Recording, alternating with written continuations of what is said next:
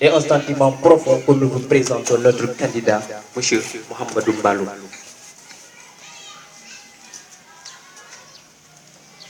Né le 28 3e mois 1993 à William Bunka, dans le département de Mif, Médina Yoro Foulah, à 80 km de la ville de Kolda, M. Mbalou a fait ses premières études à l'école élémentaire de William Bunka en 1999. Décrochant en 2005, dans cette même école, il commença ses études d'enseignement moyen au CM de Mif, où il obtient le brevet de fin d'études en 2008. Il poursuivit ses études au lycée Lambe, lycée Alpha Molo Baldé de Kolda, où il commença à intégrer aux activités du gouvernement scolaire. Secrétaire et porte-parole du gouvernement scolaire en 2013-2014 et décrochant le baccalauréat en cette même année, c'est-à-dire en 2014. Étudiant en deuxième année de sociologie à l'UPS, il suit en même temps une formation professionnelle à l'Institut supérieur de management de Kolda, ISM, où il décroche sa licence 3 avec mention sous le nom de diplôme supérieur de gestion. Parallèlement à ses études, M. Mbalou, homme multidimensionnel, a comme expérience membre fondateur du collectif des étudiants du département de Mif, conseiller technique et social au président des étudiants à ISM 2015-2016, porte-parole de la Fédération départementale des personnes en situation de handicap de MIF. Il est actuel président du club de sociologie. Candidat de l'unité pour le rassemblement des étudiants URE, le candidat, M. Mbalou, a obtenu avec votre soutien le nombre de signatures requis pour la validation de sa candidature. Il œuvre pour le rayonnement de l'ENO avec comme slogan « Battons-nous ensemble pour un avenir meilleur ». Meilleur car l'avenir de l'UPS ne s'appartient et c'est avec notre soutien et son travail intellectuel qui pourra émerger notre ENO. Voilà, cher public, les quelques mots que nous pouvions dire de M. Mbalou. Le programme reste à lui car on dit quand la chèvre est présente, il ne faut pas béler à sa place. Je vous remercie.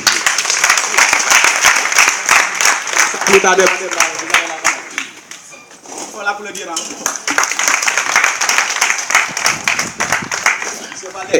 Je pense que ça se va. Ah.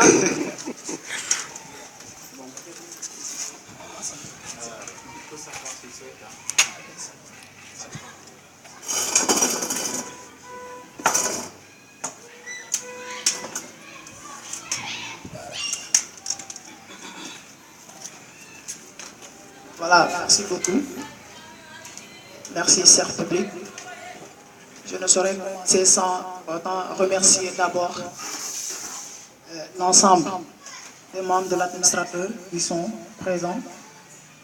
Remercier également M. le coordinateur, M. Faye. Remercier également l'ensemble des étudiants ici présents qui n'ont ménagé aucun effort de venir assister à cette rencontre. Mais aussi remercier à tous ceux qui m'ont accompagné, qui m'ont soutenu de près ou de loin. Donc aujourd'hui, je vous rappelle que c'est une journée importante, dans la mesure où on avait convié de convoquer les candidats afin qu'ils puissent présenter leur projet. Comme vous le savez, il y avait un canevas qui a été soumis aux candidats qu'on devait respecter. Et sur ça, nous avons eu à travailler un projet ambitieux pour notre ENO. Donc c'est vrai, le temps qui nous est imparti un peu court, mais nous allons être brefs sur notre projet d'activité. Mes chers amis, mes chers camarades, notre projet s'articule autour de 4 grandes orientations. La première orientation est l'action sociale. La deuxième, c'est service à la communauté. La troisième, c'est respect du bien public. Et le troisième, c'est citoyenneté et patriotisme. Et donc, comme vous le savez, dans chaque orientation, nous avons décliné un certain nombre d'activités. Et sur ça, nous avons un tableau récapitulatif de l'ensemble de ces activités appartenant aux différentes orientations. Pour ce qui est de notre projet d'activité, notre programme s'articule d'abord au volet social. Nous voulons tout simplement d'abord organiser des visites et assistance sociale dans les hôpitaux aux personnes malades. Parce qu'on n'est pas sans savoir, nous sommes avant tout des êtres sociables à part entière. Donc, allez visiter ces hôpitaux, soutenir vraiment les personnes malades, leur apporter des soutiens, soit soutien moral ou financier. Et je pense que c'est quelque chose qui montre notre responsabilité vis-à-vis de notre population. Et nous avons une autre activité aussi prévue toujours dans le cadre social, visite et assistance des écoles. C'est-à-dire aller dans les écoles, essayer de voir les enfants orphelins afin de les pouvoir apporter des aides, les trouver des parrains, excusez-moi, mais aussi les octroyer des fournitures scolaires. Parce que ce sont des êtres qui ont besoin d'aide, qui ont besoin de soutien. Bien vrai qu'ils ont perdu leurs parents et nous devons vraiment être compatibles avec ces derniers. Nous avons aussi envisagé de mettre une enveloppe sociale, pour ne pas dire une caisse sociale, pour les étudiants, en cas de besoin spécifique, ou cas de décès, maladie, accident et consorts. Comme vous le savez, il y a tout dernièrement, on avait perdu un camarade qui nous est cher, que son âme repose en paix. Bouakar, je ne sais pas, c'est Bouakar Ibrahima Baldé. Voilà, donc on devait y aller, nous tous, mais par faute de moyens, par manque de transport, on n'a pas pu y aller assister pour présenter notre condoléance. Et nous nous disons que nous allons vraiment prendre des alternatives pour ça. Nous avons une activité aussi de créer des conditions nécessaires pour trouver une imprimante qui sera mise à la disposition des étudiants pour ceux qui souhaiteront imprimenter leurs cours.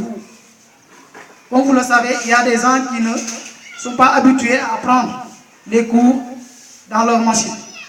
Mais aussi, se concentrer trop sur l'écran, c'est quelque chose qui peut avoir des impacts négatifs du point de vue de la santé des étudiants. Et donc, si on peut avoir une imprimante pour permettre aux étudiants d'imprimer leurs cours et les apprendre convenablement. Nous pensons aussi mettre en place un projet de restauration, c'est-à-dire mettre en place une buvette, juste pour permettre aux étudiants qui, lors des examens ou lors des devoirs, qui passent des journées et qui n'ont pas le temps de rentrer pour essayer de revenir. Donc, pour leur permettre de gagner du temps, nous avons jugé nécessaire de mettre en place une buvette pour qu'ils puissent rester à l'ENO pendant les journées continues, qu'ils prennent leur pause afin qu'ils puissent continuer comme il se doit leurs examens. Nous voulons mettre en place aussi une audience, organiser des audiences foraines. Donc, on entend audience foraine, c'est-à-dire essayer de permettre aux élèves qui se trouvent à l'école primaire, qui n'ont pas des extraits de naissance, et sur ça, qui n'arrivent pas à faire les examens, par faute d'extrait de naissance, on dit que ça c'est anormal. Donc il nous faudrait vraiment, dans le domaine du service à la communauté, vraiment aller aider ces derniers de trouver des extraits de naissance pour qu'ils puissent étudier. Parce que parmi ces gens, on ne sait jamais, je peux dire, on a des futurs présidents, on a des futurs gouverneurs ou bien des futurs ministres. Et comme vous le savez, nous tous, ça nous a traversé une fois dans la vie. À l'école primaire, on avait eu à partager des amis à qui étaient très brillants, très excellents, mais ils n'ont pas pu continuer leurs études parce qu'ils n'ont pas d'extrait de naissance. Donc, en même temps aussi sensibiliser les parents sur la question de l'état civil. Nous voulons mettre en place aussi un journal ENO, c'est-à-dire essayer de permettre à l'ensemble des étudiants de savoir ce qui se passe au niveau de l'ENO. Essayer de partager, de vulgariser l'information partout où se trouve l'étudiant et lui informer l'ensemble des activités que nous organisons au niveau de l'ENO. Nous voulons mettre en place aussi, organiser, contracter des émissions à la radio. Donc l'objectif de ces émissions, c'est quoi? C'est juste pour sensibiliser les parents, la population qui donne souvent une connotation négative vis-à-vis de notre institut.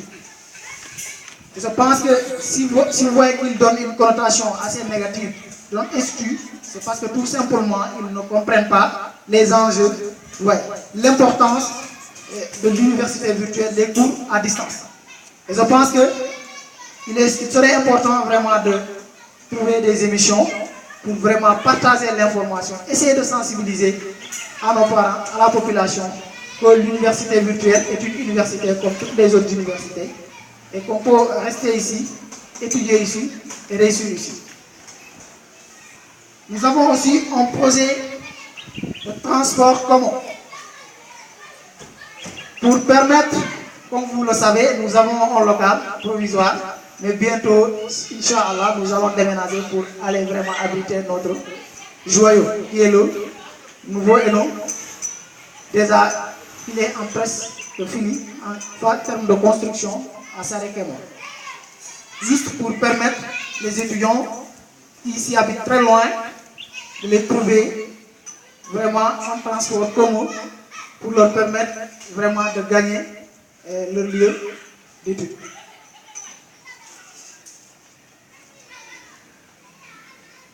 Nous voulons installer un comité de suivi et d'entretien des biens de notre ENO. Donc n'oubliez pas que nous sommes dans le cadre du respect du bien public. Donc ces biens nous appartiennent, nous devons être jaloux de ces biens et nous devons les protéger et les entretenir. En commençant d'abord la préservation des sièges, sur l'utilisation des sièges, affichage est gratuit au niveau des murs, mais aussi, comment dirais-je, les tableaux d'affichage. Donc tout ça c'est à respecter, mais aussi c'est à préserver, parce que ça nous appartient. Mais aussi l'usage des toilettes ou bien des latrines. Donc nous devons protéger et préserver vraiment ces biens. Sensibiliser aussi aux étudiants sur les grèves. Toujours nous sommes dans le cadre du respect des biens publics. Pendant les grèves, on a tendance à voir les étudiants sont souvent violents, donc ils mènent des saccagements ou bien à la destruction des biens publics. Et comme vous le savez, les deniers publics nous appartiennent. Et nous tous, nous avons contribué à l'obtention de ces biens. Donc lors des grèves, en tout cas, nous allons nous battre, parce que ça ne manquera pas. Il y aura toujours des manifestations, donc selon les circonstances. Mais quand il y aura aussi manifestations, nous allons tout faire pour essayer vraiment de sensibiliser les gens, pour attirer leur attention lors des grèves, qu'il n'y a pas de bavure ou bien à la destruction des biens. Mais nous faisons les choses avec la manière la plus pacifique. Nous allons organiser aussi des ateliers de formation sur les principes de la bonne gouvernance, justice et équité. Juste parce que nous, en tant que leaders, en tant que futurs dirigeants de cet État, de ce pays, nous devons comprendre certaines valeurs qui vont nous permettre de bien comprendre la démocratie, mais aussi la justice, mais aussi de pouvoir intérioriser et d'approprier ces valeurs. Et sur ça, nous avons travaillé en parfaite collaboration avec Forum Civil, qui nous ont déjà donné la parole, ils sont prêts à nous accompagner dans ça. Donc tous les étudiants qui seront intéressés pour ça, cette formation, pour venir pour y participer. Nous allons organiser également des cours de vacances. Et tout un chacun de nous, il est ambassade dans son quartier, dans son village, étudiant qu'il soit. Ils peuvent organiser des cours de vacances. Je dis même en dehors même de la ville de Kolda. Tout un chacun de nous peut essayer d'initier et organiser des cours de vacances. Et sur ça, notre gouvernement sensibilisera davantage les étudiants sur ça pour qu'ils puissent vraiment prendre en compte vraiment cette volet pédagogique pour permettre à nos frères qui veulent faire vraiment des cours de vacances pour qu'ils puissent avoir des notions et pour qu'ils puissent être en avance dans leur niveau. Nous voulons aussi travailler sur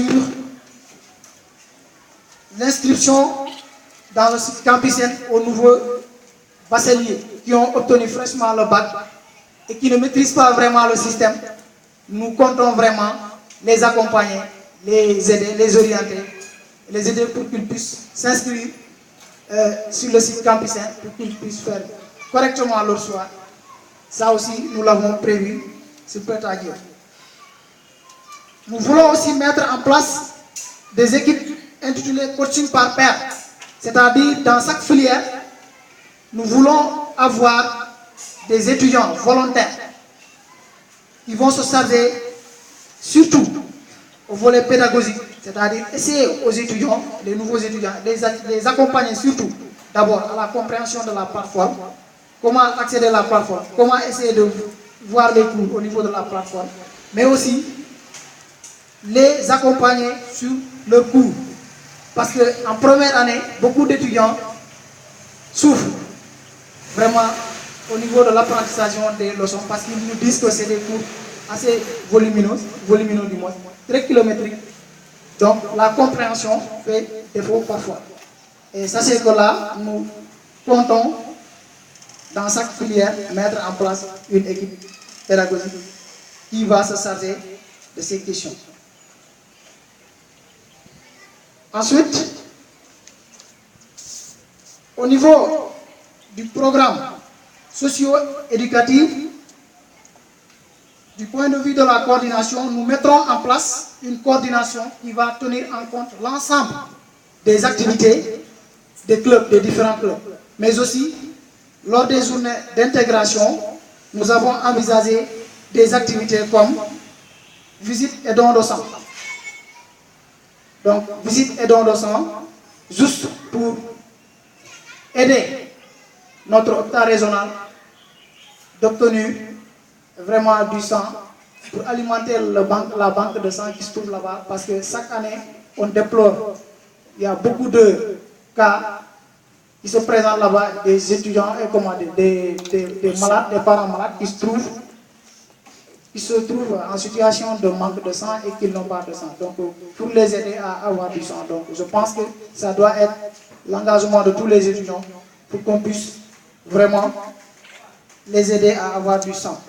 Et contribuer là-bas, on ne contribue pas pour quelqu'un, mais on contribue pour soi-même. Parce qu'on ne sait jamais quand est-ce que nous aussi on va aller là-bas où on part. Parce que quand il y a santé, il y a aussi maladie. Voilà. Donc, animation culturelle. Donc, ça, on va le traiter avec les artistes à l'occasion des cérémonies, à l'occasion des journées d'intégration. Conférence sur le système LMD pour permettre aux nouveaux étudiants de comprendre les modes de compensation. Comment valider? Combien de crédits qu'il faut pour valider? Nous voulons aussi organiser dîner de gala, exposer, donc, jumelage destiné aux étudiants pour essayer d'échanger, tisser des relations avec les autres zénons. Présentation des pièces de théâtre, parrainage des nouveaux étudiants, mais aussi trouver un parrain de la journée d'intégration.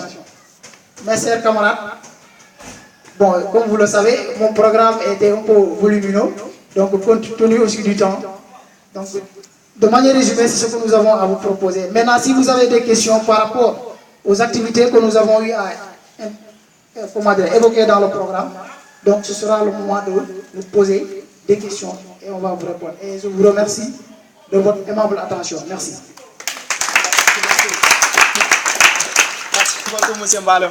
Merci beaucoup. Il faut l'applaudir encore. Merci beaucoup, M. Balo. M. Baldé, je pense que tu me l'as dit récemment.